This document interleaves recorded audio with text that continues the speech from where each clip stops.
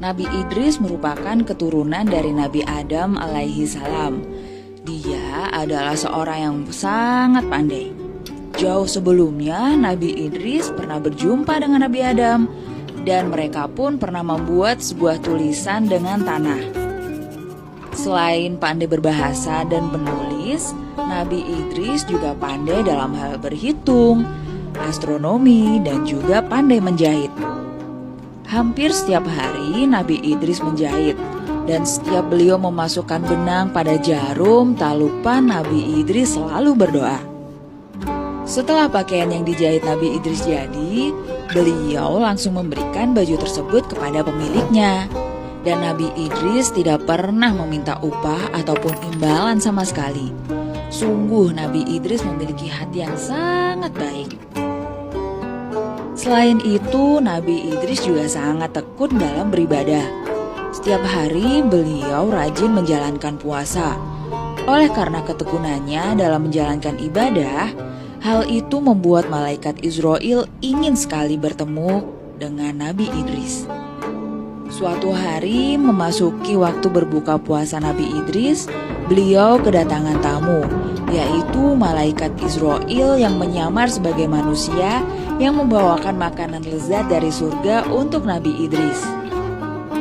Orang tersebut memberikan makanan lezat itu kepada Nabi Idris, dan Nabi Idris pun berterima kasih, kemudian mengajak tamunya tersebut untuk makan bersama. Lalu keesokan harinya, malaikat Israel mengajak Nabi Idris untuk berjalan-jalan. Dan tanpa terasa, ternyata sudah 4 hari mereka melakukan perjalanan. Dalam perjalanannya, Nabi Idris merasakan keanehan. Kemudian Nabi Idris pun bertanya pada tamunya, siapa dia dan apa tujuannya menemui Nabi Idris. Kemudian tamunya memperkenalkan diri bahwa dia adalah malaikat Israel. Malaikat Israel pun memperkenalkan dirinya dan menjelaskan maksud beserta tujuannya menemui Nabi Idris. Nabi Idris pun kaget mendengarnya. Ternyata orang yang sedang bersamanya berhari-hari adalah malaikat Israel. Setelah mengetahui siapa tamunya itu, Nabi Idris meminta kepada malaikat Israel untuk mencabut nyawanya. Beliau ingin mengetahui bagaimana rasanya mengalami sakaratul maut. Kemudian malaikat Israel meminta izin kepada Allah untuk mencabut nyawa Nabi Idris alaihissalam, dan kemudian Allah mengabulkannya. La ilaha illallah, ampuni aku ya Allah.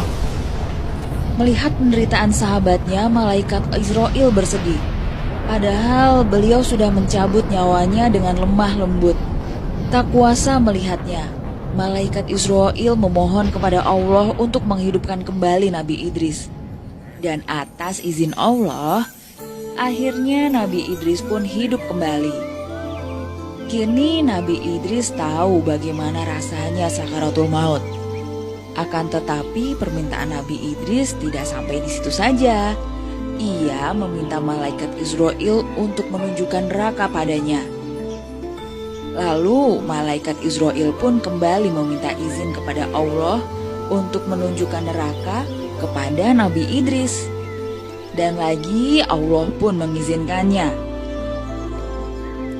Sesaat kemudian mereka telah sampai di neraka.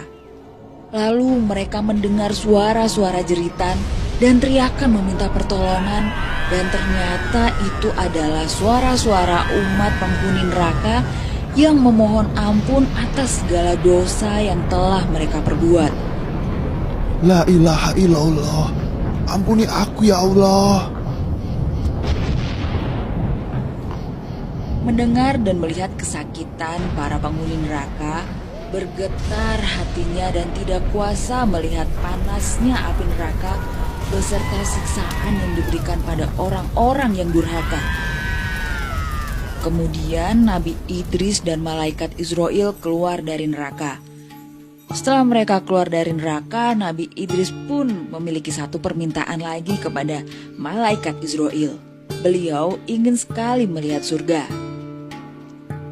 Lalu itu, malaikat Israel berdoa lagi, memohon izin kepada Allah untuk membawa Nabi Idris ke surga. Atas izin Allah, mereka sudah sampai di surga.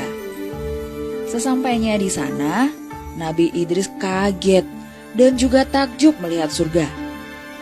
Kemudian Nabi Idris menyampaikan kepada malaikat Israel jika ia tetap ingin berada di surga. Malaikat Israel pun bingung dengan perkataan Nabi Idris. Beliau tidak bisa memaksanya untuk keluar dari surga. Maka dari itu, malaikat Israel memohon petunjuk pada Allah. Allah pun memberikan jawaban kepada malaikat Israel bahwa Nabi Idris bisa hidup di dalam surga menjadi salah satu penghuni surga. Karena Allah sudah menetapkan bahwa Nabi Idris akan tetap tinggal di surga.